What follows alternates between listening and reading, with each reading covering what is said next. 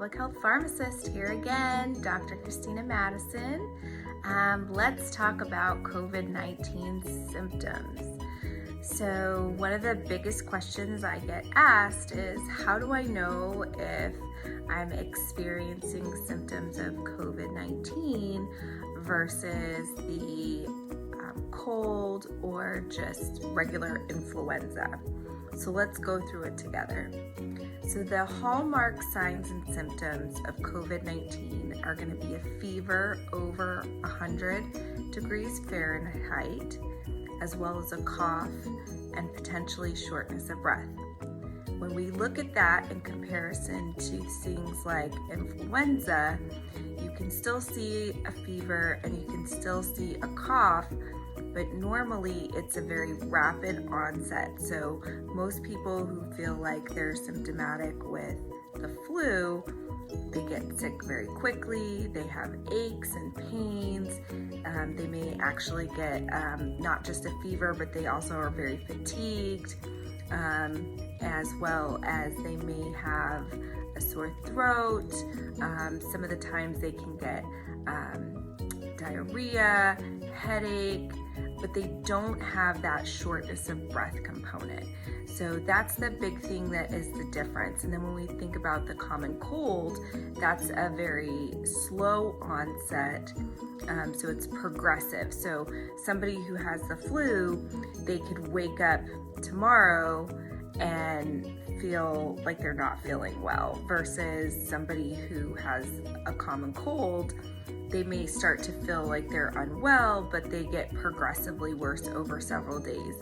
COVID-19 takes anywhere from 2 to 14 days before you start exhibiting symptoms, and people who are the most contagious are when they have symptoms. So that's why it's really important to make sure that if you are sick or ill, that you are staying home and you're not going to school and you're not going to work, which is also why we've seen more extensive measures as far as social distancing, which by the way is 6 feet, and limiting the amount of social gatherings.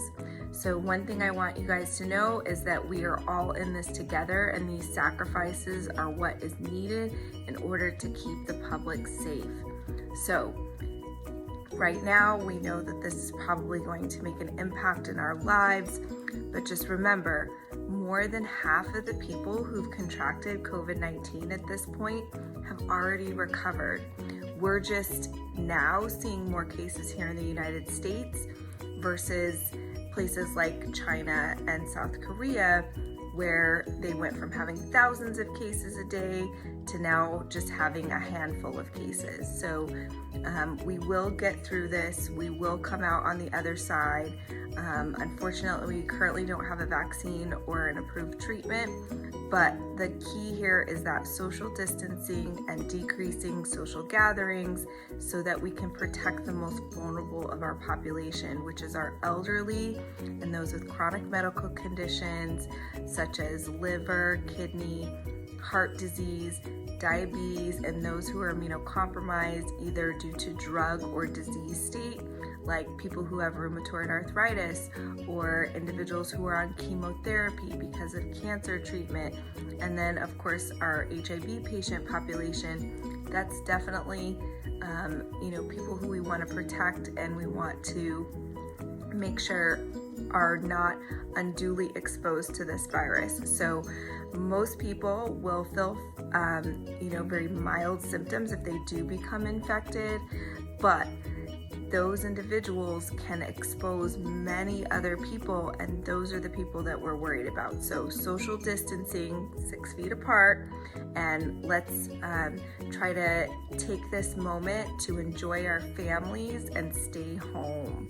So again, what are those hallmark signs and symptoms of COVID-19? It's a cough, which is dry cough, which means there's no phlegm when you cough, high fever over 100 degrees Fahrenheit, and shortness of breath. And if you are somebody who is in one of those high-risk groups, please make sure that you are contacting your healthcare provider so that we can get you the medical attention that you need. If you feel like you have symptoms of COVID-19, call first. Because we don't want to inundate our healthcare system like our ERs. If you can be managed during self-quarantine at home with supportive care, which includes plenty of fluids, rest, and fever-reducing agents such as over-the-counter Tylenol and ibuprofen.